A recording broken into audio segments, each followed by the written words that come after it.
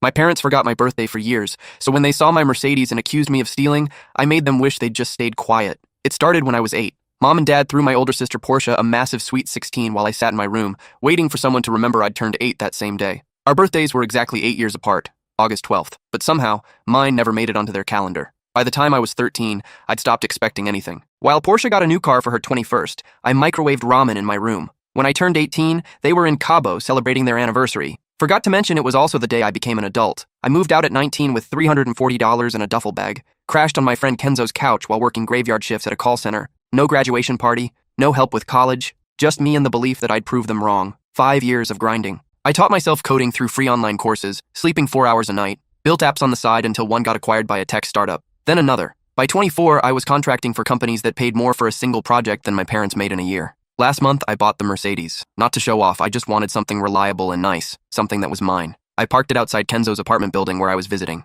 That's when Dad's truck pulled up. I hadn't seen them in 2 years. Mom's face went white when she saw the car. Dad's expression shifted from surprise to rage in seconds. "Where did you get that?" he demanded, storming toward me. "I bought it," I said calmly. "With what money?" Mom's voice was shrill. "You're a college dropout working retail." They'd never asked about my life, never knew I'd built a career. "You stole it," Dad said flatly. "Or you're doing something illegal. I'm calling the police." Something inside me snapped. "Go ahead," I said, pulling out my phone. "While you're at it, I'll show them the screenshots." Dad froze. Over the years, I'd documented everything. Every forgotten birthday. Every time they'd posted about Portia's achievements while never mentioning me. Every family photo I'd been cropped out of for their social media. But I'd also found something else while backing up old emails last year. Messages between Mom and her sister about how I was an accident they'd considered fixing. How keeping me had ruined their financial plans. How they'd decided to invest everything in Portia, their planned child, and just let me figure it out. "I have every email," I said quietly. "Every text where you discussed your mistake. Want me to post them? Tag the whole family? Your church group?" Mom grabbed Dad's arm. "She's bluffing." I started typing on my phone. Within seconds, both their phones dinged. I'd sent them one screenshot, just one, of Mom telling her sister how she couldn't bond with the accident baby. Dad's face drained of color. "Now here's what's going to happen," I said. "You're going to leave. You're going to tell everyone who asks that I'm doing well, and you're never going to contact me again. You can't blackmail your own parents," Mom whispered. "Funny thing about that," I replied. "You'd have to actually be parents for that to work." They left without another word. I thought that was the end. But 3 days ago, Portia called. She never called. "What did you say to them?" Her voice was strange. "Mom's been crying nonstop. Dad's talking to lawyers." My stomach dropped. "Lawyers? They're planning something. I heard them mention your name and something about family court and restitution for emotional distress. They found some attorney who thinks they can sue you. Sue me for what? For the screenshots. For threatening them. They're saying you're mentally unstable and—" Her voice cut off. I heard muffled sounds in the background. When she came back on, she was whispering. "They found your apartment address. They're coming tomorrow with—" The line went dead. I sat frozen on my couch, Portia's warning echoing in my head. "They found your apartment. They're coming tomorrow." The unfinished sentence hung in the air like a threat I couldn't quite see yet. I tried calling her back 3 times, straight to voicemail. Kenzo walked in carrying takeout, took one look at my face, and set the bags down. "What happened?" I told him everything. About the confrontation, the screenshots, the lawyers. "You need to document this," he said immediately. He worked in IT security, and his mind went straight to protection protocols. "Record everything from this point forward. Every interaction, every threat, every conversation." That night, I couldn't sleep. I kept checking the security app on my phone, watching the feed from the camera I'd installed at my apartment door 6 months ago. Just a basic setup, but suddenly it felt like the most important purchase I'd ever made. At 2 a.m., I started preparing. I made copies of everything. Every screenshot, every email, every text message. I uploaded them to 3 different cloud services, sent copies to Kenzo, created a folder labeled Insurance, and added a document timeline of every forgotten birthday, every instance of neglect, every penny I'd earned on my own. Then I did something I'd been avoiding. I looked up the lawyer Dad was allegedly working with. His name was Ronald Bishop. His website featured him in an expensive suit, arms crossed, with taglines about fighting for family rights and protecting parental authority. His specialty was reunification cases and parental alienation claims.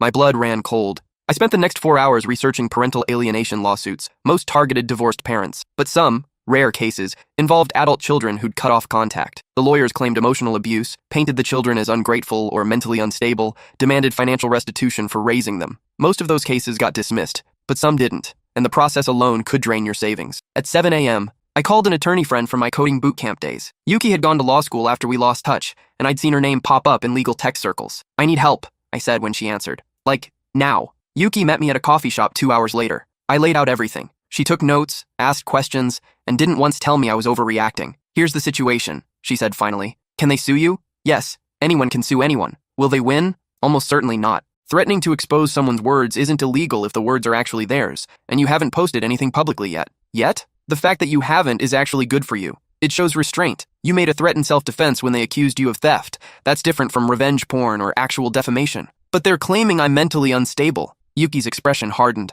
Let them try. You're a successful software contractor with your own business. You pay your taxes. You have documentation of everything. You're the opposite of unstable. She paused. But here's what worries me. Your sister said they found your address and they're coming. With what? If they show up and harass you, that's a problem for them, not you. Should I file a restraining order? Not yet. You need evidence of actual harassment first. But document everything. If they show up, record it. Don't let them inside. Don't engage beyond telling them to leave. If they refuse, call the police. I went home with a plan. Charged my phone fully, set up my laptop to record video, positioned myself where I could see the door and have everything in frame. Nothing happened that day, or the next. By day 3, I started to wonder if Portia had been mistaken. Maybe they'd changed their minds. Maybe the lawyer had told them they didn't have a case. Then, on day 4, my building's intercom buzzed. I looked at the camera feed. Mom, Dad, and a man in a suit I didn't recognize. Ronald Bishop, presumably. I pressed the record button on my laptop and phone. Yes, I said through the intercom. We need to talk. Dad's voice crackled through the speaker. We have nothing to discuss. We're coming up whether you like it or not, Mom added.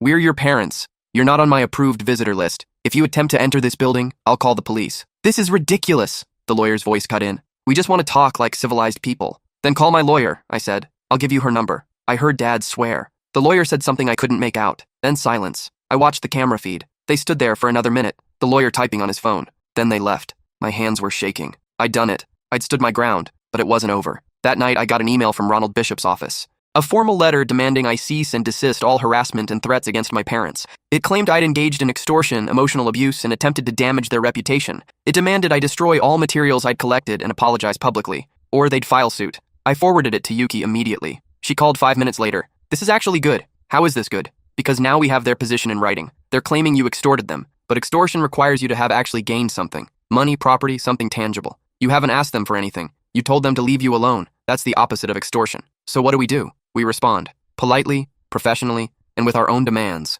Yuki drafted a response. It detailed every instance of neglect. It included references to the documented evidence of their own words about me. It pointed out that I had not posted anything publicly, had not demanded anything from them, and had only asked to be left alone after they accused me of theft. It ended with our own demand. They cease all contact, withdraw any threat of legal action, and acknowledge that I have the right to live my life without their interference. 2 days later, we got a response, not from Ronald Bishop, but from a different attorney. This one's tone was different, more measured. He acknowledged that perhaps there had been misunderstandings on both sides, and suggested mediation. This is them backing down, Yuki said. The new lawyer probably told them their case was garbage. So it's over? Maybe. But don't let your guard down yet. She was right to warn me. A week later, I got a call from an unknown number. Against my better judgment, I answered. Is this you? Portia's voice, but different. Strained. What's wrong? Can we meet? I need to talk to you. Alone. Not at your place. Somewhere public. We met at a park the next afternoon. Portia looked exhausted. She'd lost weight. Her usually perfect makeup was absent, and she wore jeans and a hoodie instead of her typical designer clothes. They're making my life hell, she said without preamble. Ever since the thing with the Mercedes. Dad's obsessed. Mom won't shut up about it, and they're taking it out on me. Taking what out on you? Everything. I'm supposed to be the good daughter, right? The one who did everything right? But now I'm the one who tipped you off. They found the call log on my phone. I'm sorry. I didn't mean to. No, she held up a hand. Don't apologize. You didn't do anything wrong. That's actually what I wanted to tell you. I spent the last 2 weeks thinking about everything. All the birthdays they forgot. All the times they ignored you. The way they cropped you out of photos. I knew it was happening. I watched it happen, and I never said anything. You were a kid. I was old enough to know better. I was 8 when you turned 8 and they threw me that party. I remember asking Mom where your cake was. She told me to stop being silly. That you'd already had yours. Portia's eyes filled with tears. But you hadn't. I knew you hadn't. And I just let it go. Because it was easier. I didn't know what to say. The emails you found? Portia continued. The ones about you being an accident. I found more. Did you know they almost gave you up for adoption? My stomach lurched. What? When Mom was pregnant, she and Dad seriously considered it. They'd already started the process. But then Grandma found out and threatened to cut them off. Said it would shame the family. So they kept you. But they resented it. Resented you. Portia was crying openly now. And I got everything. The love, the money, the attention. All because of a coin flip of biology. Why are you telling me this? Because I want you to know I see it now. I see how wrong it was. How wrong I was. And I want to help. Help how? Portia reached into her bag and pulled out a folder. I copied everything I could find. More emails. Text messages between Mom and her friends. Photos they took of the presents they gave me with price tags showing, next to photos of your birthdays where there's literally nothing. Financial records showing every dollar they spent on me versus you. It's all here. I stared at the folder. Why? Because if they're going to sue you, you need ammunition, and because it's the right thing to do.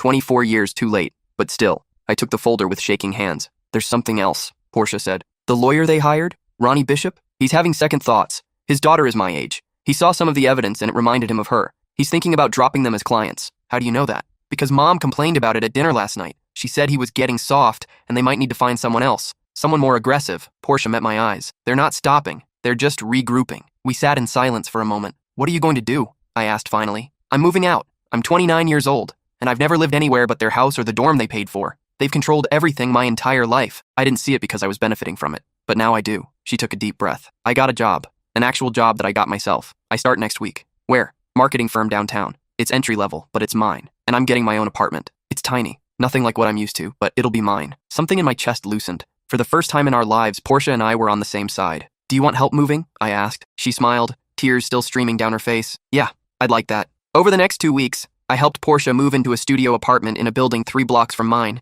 It was strange, watching her adjust to life without their money. She had to learn how to grocery shop, how to do her own laundry, how to budget for things she'd always taken for granted, but she was happier. I could see it. Meanwhile, Yuki kept dealing with the lawyers. Ronald Bishop had indeed dropped my parents as clients. The new attorney they found was more aggressive, as promised. He sent letters threatening defamation suits, emotional distress claims, and even suggesting I'd somehow stolen their identities by keeping documentation of their emails. Each letter was more desperate than the last. They're flailing, Yuki said during one of our check-ins. This new lawyer is throwing everything at the wall to see what sticks, but nothing will. You haven't done anything illegal. Then why do they keep trying? Because they're embarrassed, and probably scared. You have evidence of years of neglect. If that became public, their entire social circle would know the truth. People they've been lying to for decades. Yuki leaned back in her chair. The question is, what do you want to do about it? What do you mean? You could just keep defending yourself. Wait them out until they give up or run out of money for lawyers, or... She paused. You could go on offense. I don't want revenge. I'm not talking about revenge. I'm talking about truth. You could file a suit of your own. Document everything they did.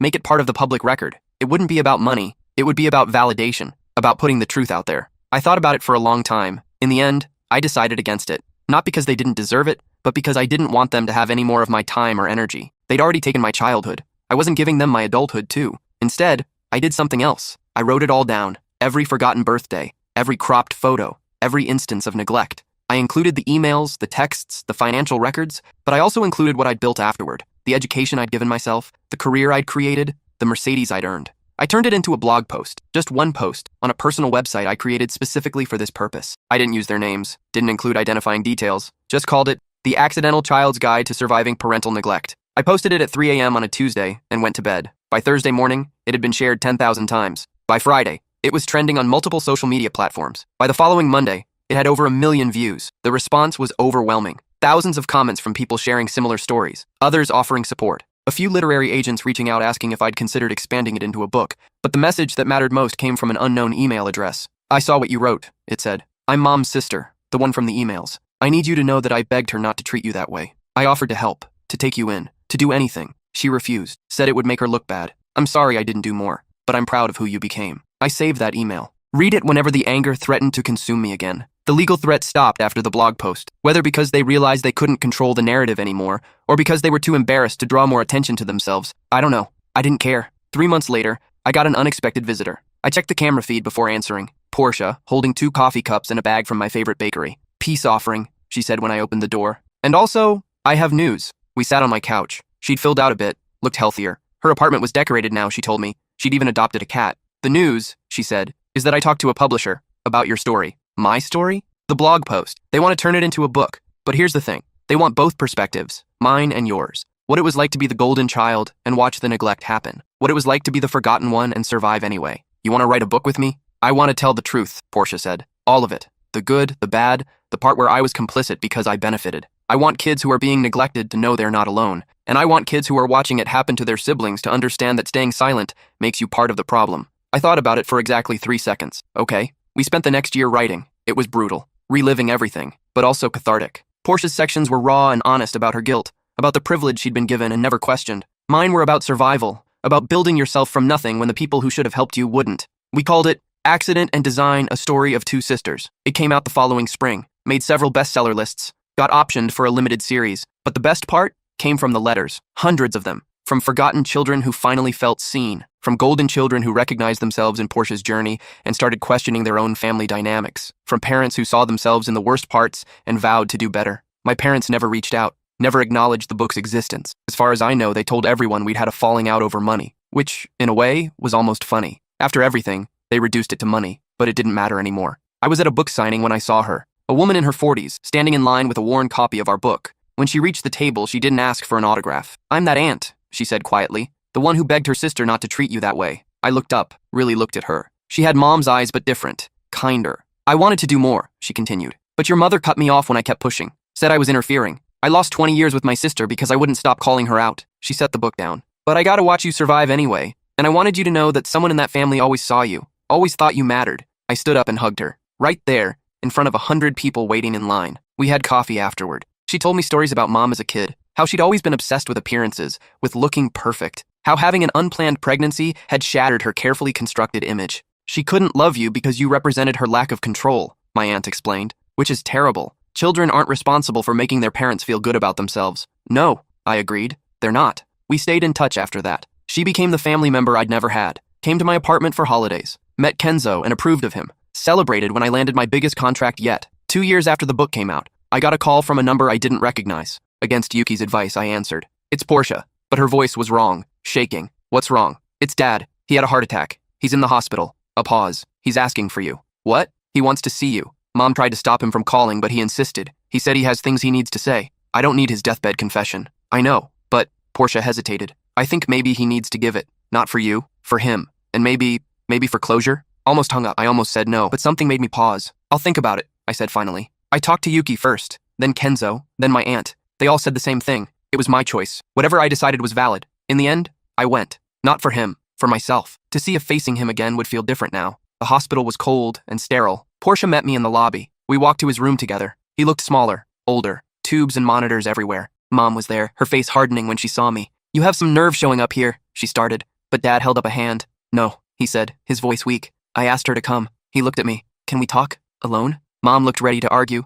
but Portia touched her arm. "Let's give them a minute." When they were gone, I pulled a chair to the bedside, stayed out of reach. "I'm dying," he said. Not dramatic, just stating a fact. "I heard. The doctor said I have maybe 6 months, maybe less." He took a labored breath. "I spent the last week thinking about my life, what I'll be remembered for, and I realized the answer is nothing good." I didn't respond. "I read the book," he continued. "Portia gave me a copy. I thought I'd hate it, thought you'd exaggerated everything. But you didn't, did you?" "No. I forgot your 8th birthday, your 13th, your 18th. I can't remember the last time I said I was proud of you, or that I loved you." His eyes were wet. "And when I saw that Mercedes, all I could think was that you must have done something wrong, because I'd convinced myself you were incompetent, incapable, that you'd never amount to anything without our help. Why are you telling me this? Because you deserve to hear it. You deserved a father who saw you, who celebrated you, who protected you, and I wasn't any of those things." He reached toward me, then let his hand fall. "I can't fix the past. Can't give you back those birthdays or that childhood, but I can tell you the truth. You were never the problem. I was. We were. Your mother and I decided you were an inconvenience,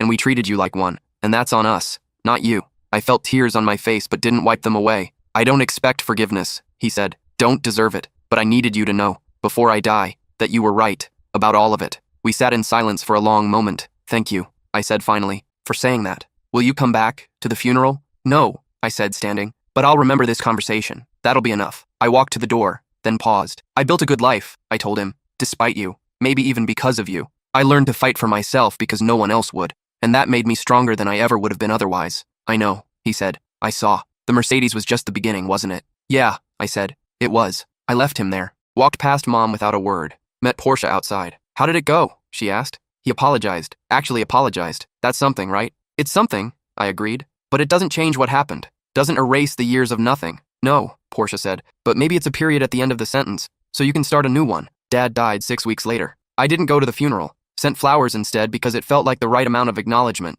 Portia said Mom was bitter about it, told everyone I was ungrateful to the end. But the people who mattered knew the truth. It was in the book, in the blog post, in every interview I'd given where I talked about building yourself when no one believes in you. A year later, I was at a tech conference when I ran into someone from high school. Whitney had been one of those people who knew everyone, remembered everything. "I saw your book," she said, genuinely excited. "I had no idea your childhood was like that. Your parents always seemed so perfect at school events. They were very good at appearances. That makes so much sense now. I remember your 16th birthday. You came to school and someone asked if you'd done anything special, and you said you'd just studied. Meanwhile, everyone knew about Portia's party because your parents posted about it constantly." Whitney shook her head. "I thought you were just really studious. I didn't realize they'd literally forgotten. Most people didn't. That was the point. Well, for what it's worth, everyone I know who's read the book thinks you're incredible. You took the worst situation and turned it into this whole career, and you helped so many people feel less alone. After she left, I thought about that. How the worst thing that happened to me had become the thing that connected me to thousands of others. How pain, when shared, somehow hurt less. I called Portia that night. Random question, I said. Are you happy?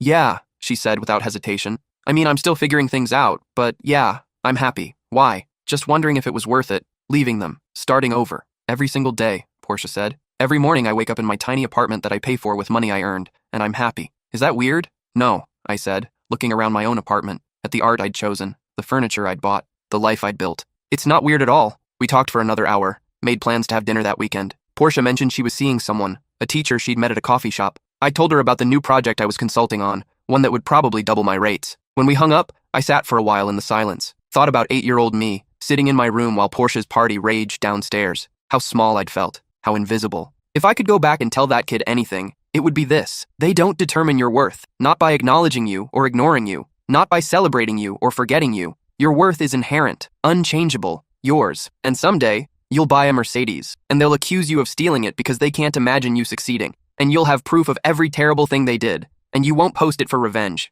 You'll post it for truth, and the truth will set you free. My phone buzzed. A text from Kenzo. Dinner at my place? I'm making that pasta you like. Be there in 20, I replied. I grabbed my keys, to my Mercedes, to my apartment, to my life, and headed out. Behind me, the door locked with a satisfying click. Some doors close, and it's the best thing that ever happens to you. 6 months later, I got an email from a producer. They wanted to do a documentary alongside the limited series, focus on adult children who'd survived parental neglect and built successful lives. Would I be willing to be interviewed? I said yes. The filming took 3 days. They interviewed me, Portia, Kenzo, my aunt, even Yuki. They dug through old photos, the ones where I'd been cropped out, the birthday posts for Portia that spanned paragraphs while my own birthdays passed unmarked. The director, Tasha, was in her 50s with kind eyes that had clearly seen some things. This happens more than people think, she said during a break. Parents who decide one child matters and another doesn't. It's never about the child. It's always about the parents' issues. But the children are the ones who pay the price. Until they don't, I said. Until they don't, she agreed. The documentary came out the following spring. It was raw and unflinching. Tasha had found other families willing to share their stories. Adult children who'd been forgotten, neglected, treated as inconvenient. And in each case, they'd had to build themselves from nothing. But the documentary didn't just focus on the pain. It showed what came after. The careers we'd built. The families we'd chosen. The lives we'd created despite everything. One woman had become a renowned chef after growing up with parents who regularly forgot to buy groceries for her while feeding her siblings. Another had built a successful therapy practice specializing in family trauma after being told repeatedly that his emotions were inconvenient. We were all survivors. All proof that being forgotten doesn't mean you're forgettable. The documentary went viral. Suddenly I was getting interview requests from major media outlets, invitations to speak at conferences about resilience and self-made success. A venture capital firm even reached out about funding a startup I'd been developing. It was surreal. And through it all, Mom stayed silent. She never reached out, never acknowledged any of it. According to Portia, she'd told the remaining friends that I'd fabricated everything for attention, that the documentary was staged, that I'd always been an ungrateful liar. Some of their friends believed her, most didn't. The church group Mom used to brag to, they stopped inviting her to events. Too awkward, apparently, when everyone had seen the proof. I should have felt vindicated, and I did, a little. But mostly I just felt tired. Tired of carrying their shame. Tired of wondering if they'd ever really see me. You know they never will, right? Portia said one day over coffee. Even with all this evidence, all this attention, they'll never admit the truth. Not really. I know. Does that bother you? Sometimes, I admitted, but less than it used to. I don't need their acknowledgement anymore. I have my own. Portia smiled. That's growth. That's therapy, I corrected. So much therapy. We both laughed. The speaking engagements became a regular thing. I'd stand on stages and tell my story, answer questions from audience members who'd lived through similar situations, offer advice to parents who wanted to do better.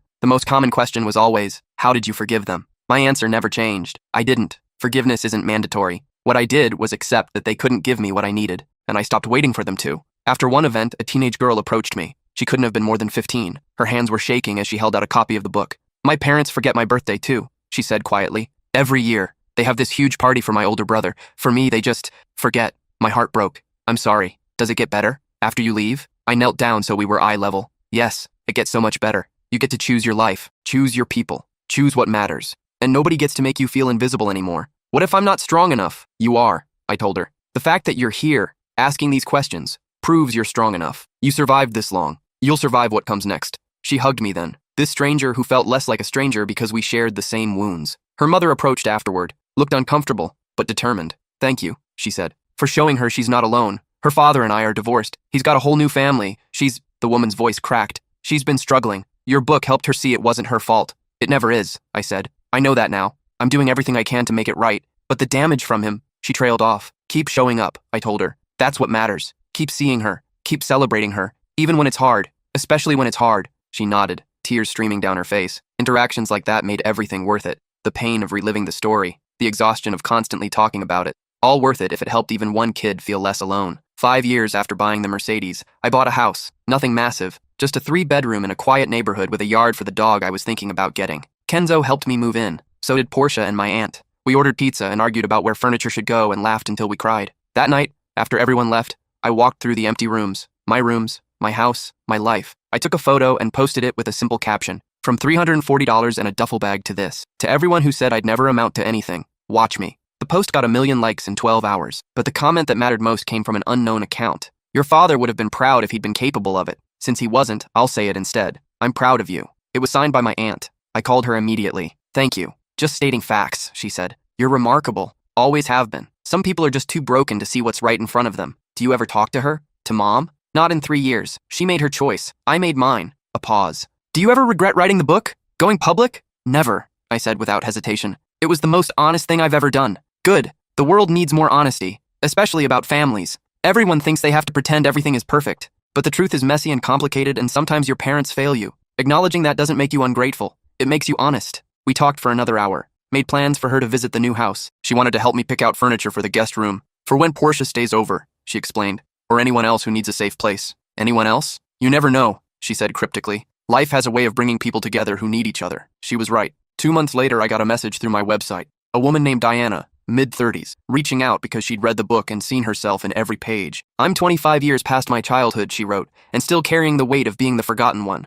But your story gave me hope that it's not too late to build something real. Thank you. We exchanged emails, then phone calls, then met for coffee. Diana had survived worse than I had. Physical abuse alongside the neglect. A family that actively tried to sabotage her success because it made them look bad. She changed her name, moved across the country, built a life in secret because her parents kept tracking her down. I'm tired of running, she said, but I don't know how to stop. They always find me. Then don't run, I said. Stand your ground. Document everything. Get a lawyer. Make it harder for them to chase you than to leave you alone. I connected her with Yuki, helped her file restraining orders, taught her how to document harassment. Within 6 months, her parents had backed off. Not because they'd seen the light, because their lawyer told them they'd lose. Diana thrived after that. Started a non-profit for adult children of abusive parents. Focused on legal resources and emotional support. You saved my life, she told me a year later. You saved your own life, I corrected. I just showed you it was possible. The network grew from there. Other survivors reaching out, connecting with each other, sharing resources and strategies. We created a private online community, then monthly meetups, then an annual conference. It became bigger than my story,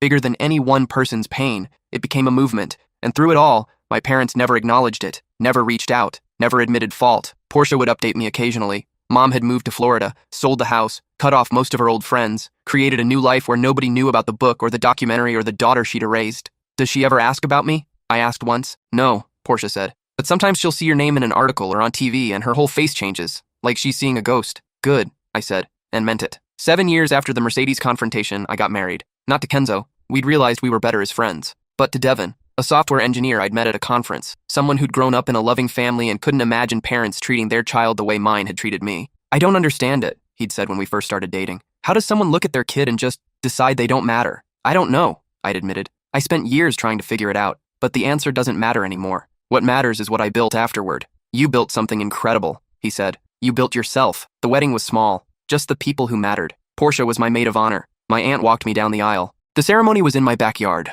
under string lights that Devin and I had hung together. No part of me wished my parents were there. That surprised me a little. I thought there'd be some twinge of sadness, some residual longing for their approval, but there wasn't. Looking around at the people who'd chosen to be there, not because of obligation or biology, but because they actually loved me, I realized I'd built the family I'd always wanted. During the reception, Portia gave a speech. When we were kids, she said, I had everything. The parties, the gifts, the attention, and I thought that made me lucky. But I was wrong, because she pointed at me, learned something I didn't. She learned that you don't need anyone's permission to matter, that your worth isn't determined by who sees you, it's determined by who you decide to be. She raised her glass. To my sister, who taught me that chosen family matters more than blood, and that the best revenge is living well. Everyone cheered. Devin leaned over and whispered, You okay? Perfect, I said, and meant it. We honeymooned in Iceland, 2 weeks of stunning landscapes and no internet. Just us and the northern lights and the blessed silence of being unreachable. When we got back, there were 3,000 unread emails. Most were congratulations. A few were business inquiries. And one, buried near the bottom, had a subject line that made my blood run cold. From your mother. I stared at it for a full minute before opening it. The email was short. I saw the wedding photos. You looked beautiful. I hope you're happy. That's all I ever wanted for you. Love, Mom. I read it 3 times, looking for the catch, the manipulation, the guilt trip, but it seemed genuine, or as genuine as she was capable of. I showed it to Devin, then Portia, then Yuki. What do you think she wants? Portia asked. I don't know. Maybe nothing. Maybe just to clear her conscience. Are you going to respond? I thought about it. Really thought about it. In the end, I wrote back, thank you for the kind words. I am happy. I've built a good life. I hope you're finding peace as well. Short, polite, distant. I never heard from her again. 10 years after that day outside Kenzo's apartment, the day my parents saw the Mercedes and everything exploded, I was invited to give a TED Talk. The topic, building yourself when nobody else will. I stood on that red circle and told my story. The forgotten birthdays, the cropped photos, the moment they accused me of theft because they couldn't imagine me succeeding. But I also talked about what came after, the career I built, the family I chose, the life I created from $340 and determination. Your beginning doesn't determine your ending, I said to the crowd. The people who were supposed to love me decided I wasn't worth their time. And you know what? That's on them. Their failure to see my value doesn't diminish it. It never did. The talk went viral. 20 million views in a month. It opened more doors than I could walk through. But the moment that mattered most came 3 weeks later. I was at a bookstore signing copies of the updated anniversary edition of Accident and Design when a woman approached. She was older, tired-looking, holding the book with shaking hands. I'm someone's mother, she said. The mother who forgot, who chose one child over another, who convinced myself it was okay because the forgotten one seemed fine, but she wasn't fine, and I didn't see it until it was too late. What made you see it? I asked. She sent me your book, just mailed it with no note. I almost threw it away, but something made me read it, and I saw myself in every terrible thing your parents did. She was crying now. I destroyed my daughter, and I don't know how to fix it. You can't, I said honestly. You can't fix the past, but you can acknowledge it, really acknowledge it. Not with excuses or justifications, just admit what you did. Let her be angry. Let her grieve what she didn't have, and then, if she allows it,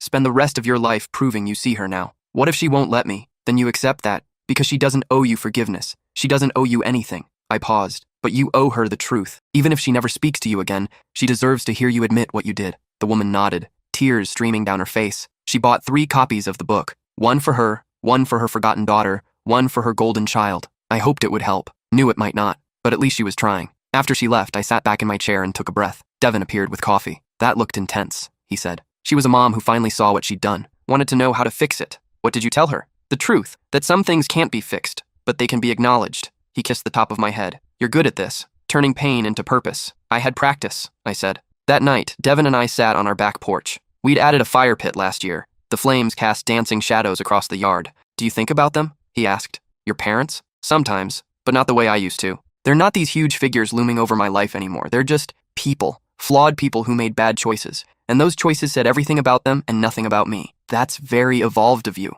I laughed. Yeah, well, only took a decade of therapy to get here. We sat in comfortable silence. I'm writing another book, I said suddenly. Yeah? About what comes after. After you escape, after you build yourself, after you prove everyone wrong. What comes next? What does come next? Peace, I said. Boring, beautiful peace. The kind where you wake up and realize you haven't thought about them in days. Where you're not trying to prove anything anymore. You're just living. Devin smiled. Sounds like a good book. It will be, I said, because I'm finally living it. The book took 2 years to write. After the escape, Finding Peace Beyond Survival came out to quiet acclaim. It wasn't as explosive as the first book, didn't go viral or spark a movement, but the letters I got were different, softer, from people who'd done the work of escaping and healing and were now asking what came next. Your first book saved my life, one person wrote. This one taught me how to enjoy it. That felt like success. Portia and I had lunch the week the book came out. She'd been promoted to director at her firm, was dating seriously for the first time in years, had even started therapy to work through her own guilt about our childhood. I think I'm finally forgiving myself, she said, for not speaking up, for benefiting from their neglect of you.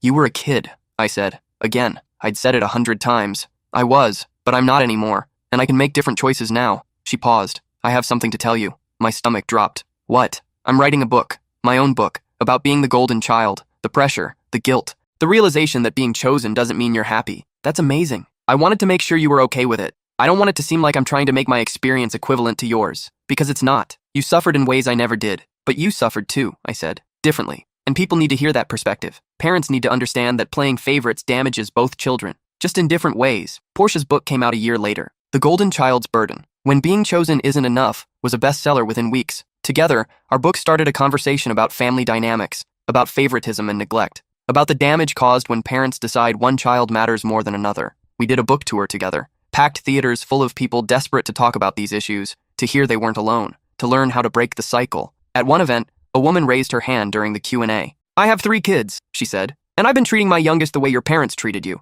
Not because I don't love him, but because he's harder. He has ADHD and sensory issues, and he's just exhausting. Your book made me realize I've been resenting him for being different, and I'm terrified I've already done permanent damage." The audience went silent. "The fact that you're asking this question," I said carefully, "means you see it, and that's the first step. But seeing it isn't enough. You need to change it. Now. Today. Before he internalizes the message that he's too much, too difficult, not worth the effort." How? Therapy. For you and him. Individual and family. Read books about ADHD. Join support groups. Learn to see his differences as just that. Differences, not deficits. I softened my voice and apologized to him. Really apologize. Kids know when they're being tolerated instead of loved. He knows. So tell him the truth. That you've been treating him unfairly. That it was wrong. That you're going to do better. The woman was crying. What if it's too late? It's only too late if you give up. If you stop trying. My parents stopped trying before they even started. Don't be them. After the event, the woman found me in the lobby. Her son was with her. He couldn't have been more than 8. "This is Elliot," she said. "I wanted him to meet you, to see that kids like him can be successful and happy and valued." I knelt down. "Hi, Elliot." He didn't make eye contact. Fidgeted with a small toy car. "Cool car," I said. "It's a Tesla," he said to the floor. "Model S. They go 0 to 60 in 2.4 seconds. Wow, that's fast. I know all the speeds of all the cars." He finally looked up. "My mom says you have a Mercedes." "I do." "What model?" "E-Class." He nodded seriously. "That's a good one. 0 to 60 in 5.2 seconds. Is that so?" "Yeah. It's not as fast as some, but it's reliable. Good safety ratings." I smiled at his mom. "He's pretty smart." "Too smart sometimes?" she said, then caught herself. "I mean, I know what you mean," I said, "but there's no such thing as too smart. Just adults who don't know how to handle smart kids." Elliot went back to his car, but I saw the small smile on his face. "Thank you," his mom whispered, "for the kick in the ass I needed. Just pay it forward," I said. Love him. Really love him. That's all any kid needs. 15 years after the Mercedes confrontation, I got a letter, actual paper, delivered by mail. The return address was a nursing home in Florida. I almost didn't open it, but curiosity won. Inside was a single page in shaky handwriting. "I'm dying. Actually dying this time. I have maybe a month.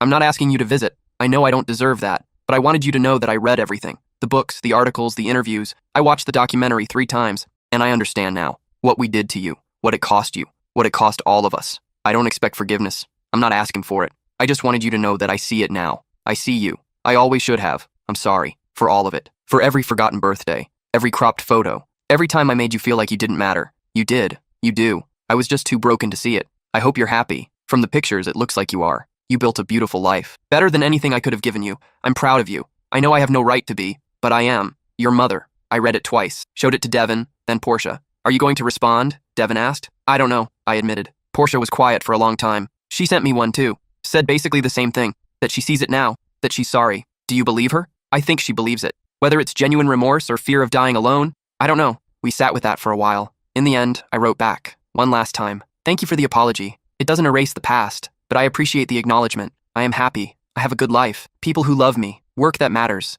Everything I built myself. I hope you find peace. I found mine years ago. Goodbye." Mom died 3 weeks later. Portia called to tell me. Asked if I wanted to come to the funeral. "No," I said. "But you should go. She was still your mom in ways she never was mine." That feels wrong somehow. "It's just the truth." Portia went. Came back exhausted. "It was small," she said. "Maybe 20 people. Most of them from her building. The people who knew her as Joan the retiree. Not as our mother. Did anyone talk about us?" I did. I told the truth. That she'd been a complicated woman who'd made serious mistakes, but seemed to find some clarity at the end. Portia paused. I didn't pretend we had some perfect relationship, but I didn't trash her either. It felt respectful, but honest. That sounds right. She left us money. Split evenly between us. That surprised me. How much? About $200,000 each. From selling the house and her savings, I didn't know what to feel. The money felt like a final attempt at absolution. Too little, too late. But also, something. "What are you going to do with yours?" I asked. "Donate it. To that nonprofit Diana started. The one for adult children of abusive parents." Portia looked at me. "What about you?" I thought about it for a long time.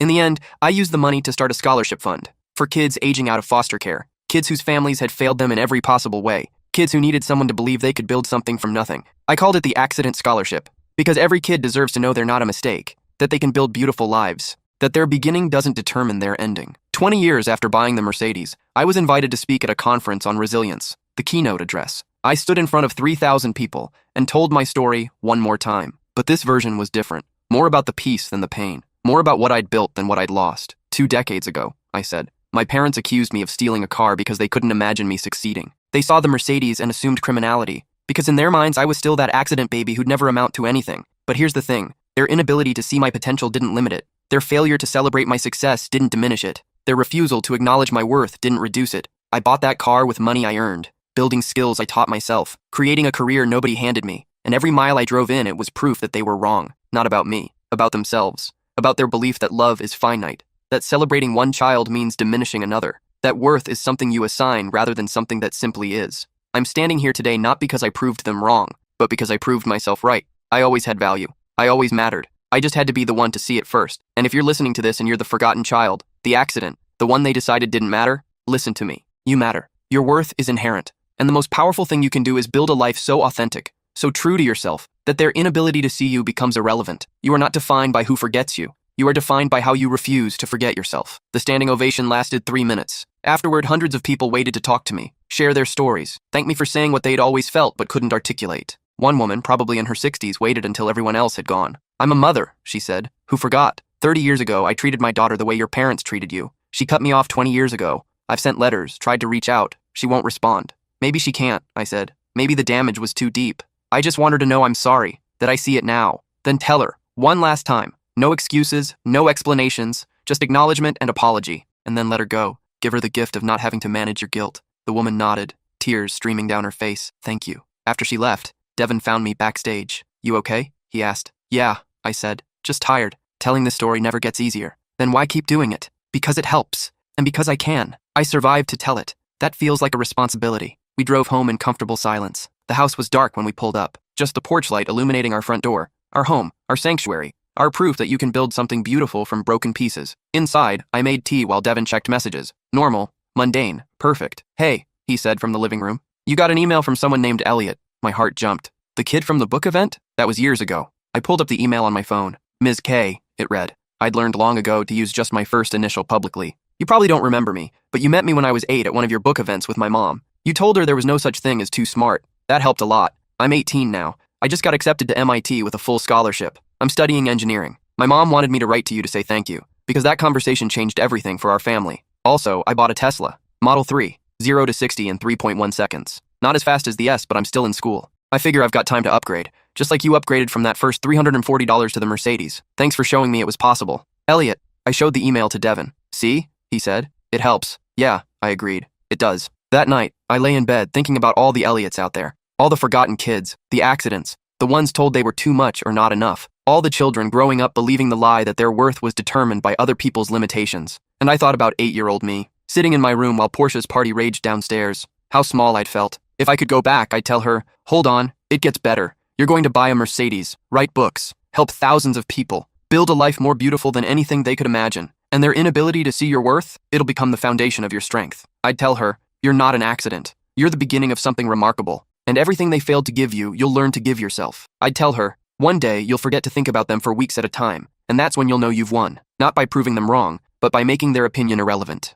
I'd tell her, hold on, you matter, you always did, and someday you'll know it too. 25 years after it all began, I'm sitting in my backyard watching the sunset. Devin's grilling dinner. Our daughter, 3 years old, adopted last year, is playing in the sandbox we built together. Her name is August, born on August 12th, the same day as my birthday, the same day as Portia's. When we found out her birthday, Devin asked if I was sure, if it would be too painful. No, I'd said. It's perfect. August 12th is going to be her day, and nobody's ever going to forget it. We threw her a party last month, her first birthday with us. Portia came, my aunt, Kenzo, Diana, Yuki, all the people who chose to be family. August wore a princess dress and ate so much cake she made herself sick. We took 1,000 pictures, sang too loudly, made a memory so big and bright and full of love that it could eclipse a lifetime of forgotten ones. At the end of the night, August climbed into my lap, frosting in her hair, and said, best birthday ever. Yes, I agreed. It was. Devin brings over a plate of food, interrupting my thoughts. August runs up, demanding to know when dinner's ready. 5 minutes, he tells her. Go wash your hands. She sprints inside, still learning that doors aren't meant to be slammed. What are you thinking about? Devin asks. The Mercedes, I say. Yeah? How it started everything. The confrontation, the threats, the books, all of it. Regret buying it? Not even a little bit. Best investment I ever made. Not because of the car itself, but because of what it revealed. Their inability to imagine me succeeding. Their immediate assumption that I'd done something wrong. It showed me exactly who they were, and let me stop waiting for them to be something else. Devin nods. And now? Now I'm here, in a house I bought, with a family I chose, raising a daughter who'll never wonder if she matters, because she'll know, every single day, through every birthday we celebrate, and every milestone we mark, and every moment we show up for her. You broke the cycle, Devin says. Yeah, I say, watching August through the window, her hands covered in soap bubbles, laughing at something only she finds funny. I did. That's the real story, not the Mercedes or the confrontation or even the books and speeches. The real story is that somewhere along the way, I stopped being the forgotten child and became the person who remembers. I remember every birthday, every milestone, every small victory, and every large triumph. For August, for the kids I helped through the scholarship fund, for everyone who reads the books and sees themselves in the pain and the survival and the peace that comes after, I remember because I know what it costs to be forgotten, and I refuse to let anyone pay that price if I can help it. August runs back outside, hands dripping wet because she forgot to dry them. She climbs onto my lap again, getting my shirt soaked. Tell me a story, she demands. What kind of story? One where the princess wins. I smile. Okay, once upon a time, there was a princess who everyone forgot about, but she didn't let that stop her. She built her own castle, found her own family, and lived happily ever after. Not because anyone saved her, but because she saved herself. Did she have a Mercedes? August asks seriously. Devin laughs. Yes, I say. She had a Mercedes, and it was the beginning of her learning that she could have anything she worked for. That worth isn't given, it's inherent. And that the most important thing isn't who sees you, it's seeing yourself. August thinks about this. I want a Mercedes when I grow up. Then you'll work hard and buy one, I tell her. And when you do, I'll be there to celebrate. Every single time, for every single thing, because you matter, and you'll always know it. I know it now, she says simply. And that right there, that certainty in her voice, that's worth more than any car, any book deal, any vindication. That's the real happy ending. Not revenge on parents who couldn't love me, but raising a child who never doubts she's loved. Not proving I was worth something, but building a life that proves love isn't finite. Celebration isn't reserved for favorites, and every child deserves to know they matter. The Mercedes was just a car, but what it represented, proof that I'd succeeded despite them, evidence that I'd built something real, a symbol of everything they said I couldn't do, that changed everything, because it forced the confrontation that led to the truth. And the truth, painful as it was, set me free. Now I'm sitting in my backyard with my chosen family, eating dinner as the sun sets, and I'm not thinking about what I lost. I'm celebrating what I built. And that's the difference between surviving and thriving. Anyone can survive, can get through the days, can make it work, but thriving? That's choosing joy despite the pain, building family from friends, creating celebration from nothing, knowing your worth regardless of who sees it. That's what I did. And if my story helps even one person do the same, then every forgotten birthday, every cropped photo, every painful moment was worth it. Because I took the worst thing that ever happened to me and turned it into the reason I help others. I took the pain and transformed it into purpose. I took the neglect and used it to fuel radical presence in my daughter's life. I took the forgetting and made myself someone who remembers. That's the real revenge. Not posting their emails or exposing their cruelty, but living so fully, so authentically, so joyfully that their inability to see me becomes nothing more than a footnote in a story about triumph. August finishes her dinner and asks if she can have dessert. Yes, I say without hesitation. Absolutely yes, because in this family, there's always room for celebration, always time for joy, always space for yes, and nobody, not ever, gets forgotten.